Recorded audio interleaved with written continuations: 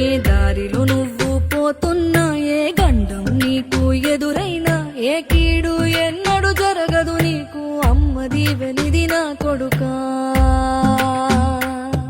ఈ దిక్కులు నీతో కదిలేను, ఆ చుక్కలి దిష్టి తీసేను, ఏ గాలి ధూళి సోకదు నిన్ను, అమ్మ దీవెనిది నా కొడుకా.